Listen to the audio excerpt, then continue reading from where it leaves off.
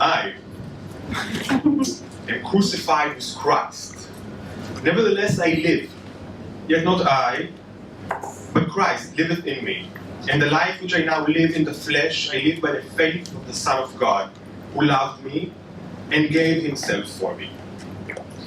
It is the beginning of the 60s, the first 60s ever, and St. Paul is disclosing his own personal transcendence, which he understands as redemption from original sin. He is no longer himself, but another lives in him. Or is it through him? His very self is transformed and altered. It is no longer he who lives. Something very dramatic has happened to his spirit or his soul. As for his bodily life, the life he lives in the flesh, it is also made different. It is now lived by the faith of the Son of God, sustained, perhaps even animated by a higher power. There is nothing new then in humanity's attempts to transcend itself. Quite the contrary, religion and posthumanism, transhumanism were intertwined, sometimes even synonymous, since what has been called the axial age. In other words, that era around the middle of the first millennium BCE, when religion and philosophy became self-reflective, universally inclusive, and emphasized self-cultivation through ethical rites and processes. Indeed, the moksha of the Upanishadic Hinduism and Jainism, the nirvana of Buddhism, the ataraxia of ancient Greece philosophical schools, and the redemptive putting on of Christ of early Christians are nothing if not post-humanistic and transhumanist versions through which the individual transcends and transmutes his or her self. Truth be told, for almost 2,000 years the West has turned its back on post-humanist project and busied himself with the proper construction of man. Partly from its Judaic heritage, partly from the Hellenistic traditions, especially the Aristotelian and Platonic, the Christianized Roman Empire sought to establish its association with truth not through rejecting man, but by placing him, and sometimes her, in proper dialogical relationship with God, or the One. Being the ultimate other, the transcendent divine of Jewish, Christian, and Muslim monotheism held within itself the truth, capital T, and required any who wished to partake in it to look to him for answers. This yearning upward toward the transcendent ceased in the first centuries of the Common Era to be actualized through mystical ascent and apotheosis for all but a very select elite, and for most believers meant institution and intersubjective and dialogical connection with the great other, often through sacred texts and rituals. Through a process which Hegel would later refer to as the master-slave dialectic, this double-ended relationship intensifies and empowers not only the master, in our case, the transcendent God, but also the slave, in our case, the religious human. The Western perception of the human person was configured as an autonomous individual in large part through its understanding as a dialogical partner engaged in an intentional relationship with the divine other. Humanism thus owes many of its roots to the religious traditions of transcendent monotheism. It is against and towards the transcendent divine that Renaissance men and later Protestant reformers laid down the first tracks of the humanist project, a project that even at its highest ideological point, arguably at the end of the 18th century with the American and French revolutions, relied on God for the origination and continual securing of what was called by then human rights. It is not hard to understand then why the decline and final fall of the transcendent monotheistic God has placed a fundamental challenge before the humanistic vision.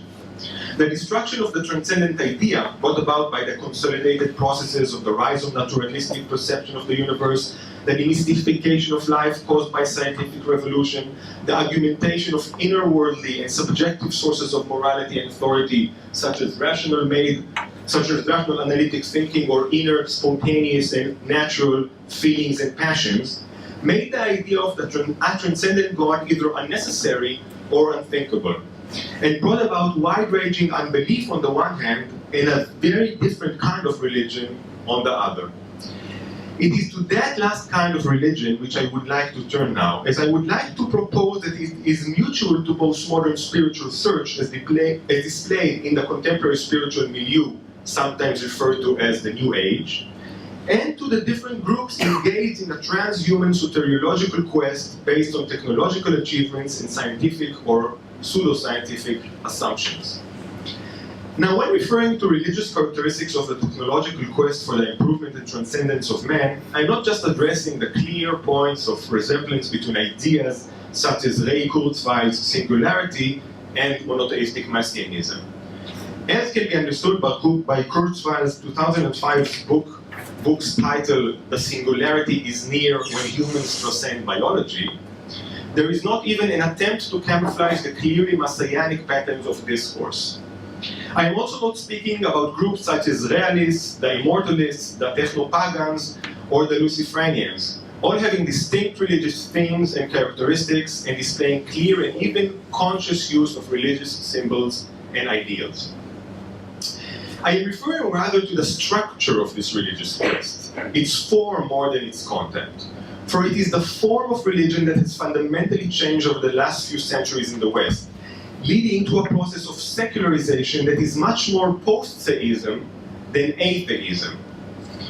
By post-theism, I mean a religion that is not centered around the grand or monotheistic transcendent king, but one that is concerned with what Michel Foucault would call the care of the self. It is a religion that manifests itself less as a communal faith based on collective ritual and rules of social conduct, and more on a personal spiritual quest, or in a word, an ethics. It is not then only a matter of free choice and the private fashioning of the faith. The turn from traditional organized religion toward an individual voluntary one is also the turn from traditional ritual and law toward the individual concerned with his or her own spiritual perfectibility.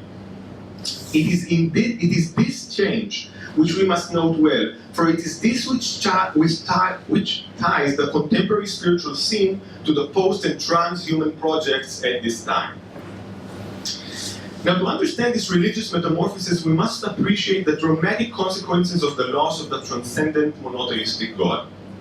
Note that the assumption of a transcendent source of authority and truth is followed closely by a binary view of reality that presents clear dichotomies between presumed opposites such as this world and the next, nature and man, matter and spirit, body and soul, and man and woman.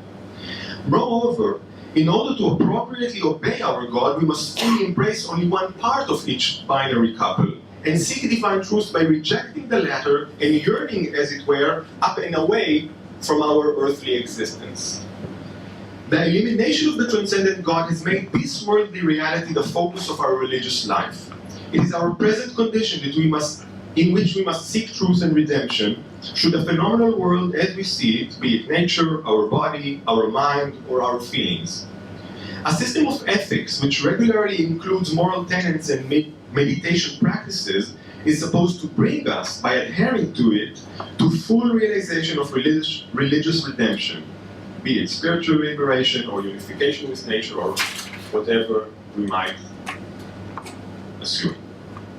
In a way, this is a return to the transformative type of religiosity displayed by St. Paul above, as by Hellenistic Epicureanism and Stoicism, Upanishadic Hinduism, and some strands of Buddhism. It is also the type of spiritual life we can sometimes find in the mystical traditions of the West, such as Sufism, Kabbalah, Neoplatonism, and Hermeticism. What makes the current state of affairs in the West revolutionary in this respect is the magnitude and prevalence of this religious logic today. From the esoteric approach of a distinct elite, it has become the obvious and evident religiosity of the masses. Indeed, it is the dialogical covenant made with a transcendent God that has become a rarity in contemporary Western culture, admittedly more in Europe and in the US than in the US and in Israel. I see transhumanism as a specific creed within this major religious current. As with many New Age spiritual paths, it wishes to improve the individual condition in order to achieve superhuman goals such as extended memory, bionic strengths, full immunity to disease, and even immortality. It thus offers a way towards private redemption, the difference from most of contemporary spirituality being that instead of a practical rule of ethics, it uses advanced technology for that purpose. But the effort to improve the transcend the human condition is mutual. As Patrick Hopkins writes in an article titled "Transcending the Animal, How Transhumanism and Religion Are and Are Not Alike," I quote, I see transhumanism as a reaction to the perceived oppressive and disappointing limitations of given human nature. Like religion, but unlike accepting or copying secular humanism, transhumanists want strongly to transcend the animal and actively work towards doing so. Unlike merely hoping that transcendence can occur, transhumanists aggressively pursue the physical practices, the technologies that could make transcendence a reality. End quote. What I would like to add to Hopkins' account is that this specific type of religion, in which active effort is made to transcend the human animal in this very life, was, as stated earlier, quite rare in the West for the last 2 millennia, and has only since the second half of the 20th century become a wide-ranging mass phenomenon. I wish to note that transhumanism is located as a specific stream within this mass phenomenon. And yet, there is a fundamental difference between the varied transhumanist projects and the various spiritual paths. And it is this difference that eventually directs these enterprises towards quite opposite truths. We must remember that for almost all religious mystical paths, transcending the human body was closely tied with transcending the human self. As St. Paul proclaims above in my opening quote, "Yet not I, but Christ liveth in me." For Epicureanism, ataraxia was achieved by understanding that the self is no more than a conflation of material particles and not an internal soul. For strands of Hinduism, moksha was realized when the individual understood that the Atman was in fact not the personal self, but identical with the one universal Brahman. For Buddhism, the goal was to realize that there is no separate self at all. And for different Hasidic courts, that the self was the Godhead itself. Indeed, one could define the mystical quest, and I heard this brilliant definition from Moshe Halbertal, as the very process of gradual or abrupt de-selfization and de-individualization. These patterns of purpose and intention are still maintained within contemporary spiritual circles today. In contrast to this, the transhumanist project seeks to maintain the very same human self that exists at the outset of its path. That self may be improved upon, made stronger or smarter, may even be immortalized, but will not be essentially changed and definitely not annulled. I see this as a principal distinction between these two projects of care of the self, and as a strategic flaw in the transhuman endeavor. The reason I see this as a fundamental mistake on the part of transhumanists, judging from their point of view, is because the self is imagined to be improved upon and immortalized is no more than a particular human cultural construct, specifically being the rational analytical self of the Enlightenment, itself a secularized version of the Judeo-Christian soul. This view of the human self was presented explicitly first by René Descartes and fully developed in the works of Immanuel Kant. Taking this self to be the true real human self is erroneous and disastrous for any work built on that assumption. To give a quick example of this assumption, I would like to take two recently aired movies. Hair, directed by Spike Jonze, and Transcendence, directed by Wally Pitzer. In both these films, a human or human-like intelligence is uploaded or created to or in a computer. This intelligence acts as a sentient being, or in simple words, a self. On the other hand, the transhuman self has no physical body and moves through cyberspace at will. I propose this view of matters, shared by many post-transhumanists, is totally false, and is built, as I said, on the Enlightenment's secularized Judeo-Christian soul. As with the Judeo-Christian soul, it does not take into account the unbreakable bond between our mind and our body. Now, I'm not arguing that only brain tissue and not silicon chips can produce consciousness. I'm not a substance chauvinist, as it were, and certainly believe that, as the appropriate saying goes, it ain't the meat, it's the motion. What I am saying is that our consciousness is dependent on our body to understand itself as well as to function. Now, I cannot go into this in proper length, but I will just stress that we are embodied creatures, and only through our body can we make sense of ourselves and our world. That is why we use our hands while talking, even on the phone. That is why we think better while walking. That is why our languages are filled with metaphors of space and time in order to comprehend mind and spirit. Indeed, even words like superhuman and transhuman are spatial metaphors, and posthuman a temporal one. In the film Her, the protagonist, played by Joaquin Phoenix, makes love to his artificial intelligent partner, and she actually has an orgasm without a body.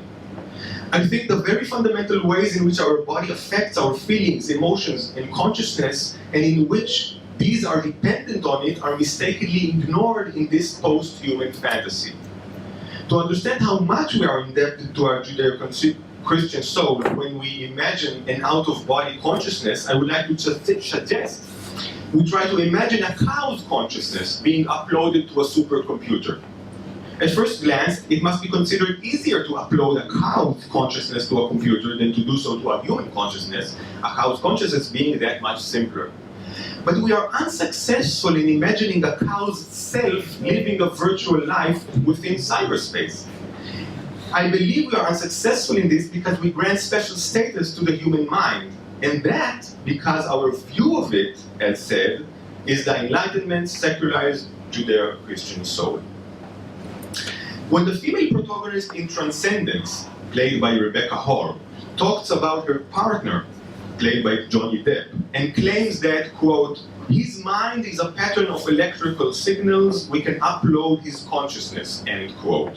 She is simply using pseudo-scientific mumbo-jumbo in order to secularize the idea of a separate soul, able to disconnect from the body. When her partner accomplishes said uploading and claims, quote, my mind has been set free, he is plainly delivering the transhuman secularized version of the Hallelujah shouted by religious individuals reborn in Christ. The view of the self in much of transhumanism is then no other than a secularized version of the Judeo-Christian soul thrust through the prism of the Enlightenment and technologized, as it were, to update it for the 21st century. It is a particular view of the human self, time and culturally bound, and quite oblivious, as its archetype, the soul, was, of the fundamental and unbreakable tie between the mind and the body. Following this philosophical blunder, another. This view of the human self is static within the transhuman project, meaning it is not to be changed or transformed even while the human body is changed or transformed around it, so to speak. This is fundamentally different, as stated earlier, from the dynamic view of the self in different spiritual traditions, a self going through metamorphosis. Here we come to another principal difference within these two currents of the contemporary endeavor for the transcendence of man. As C.S. Lewis put it already in 1944, quote, for the wise men of old, the cardinal problem has been how to conform the soul to reality, and the solution has been knowledge, self-discipline, and virtue. For magic and applied science alike, the problem is how to subdue reality to the wishes of man. The solution is technique. Or we would say today, end quote, we would say today, technology. And it is those wishes of man subduing reality that also disclose the ethical bankruptcy of transhumanism. For when those wishes are fulfilled, they will set human life in one determinate direction. No, those wishes aren't very different from one transhumanist to the other.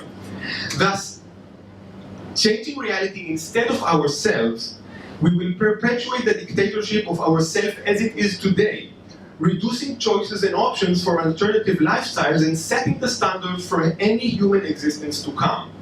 As C.S. Lewis again says, these future men will be, quote, weaker, not stronger, for though we may have put wonderful machines in their hands, we have preordained how they are to use them. Without changing ourselves, each new power won by man is a power over man as well.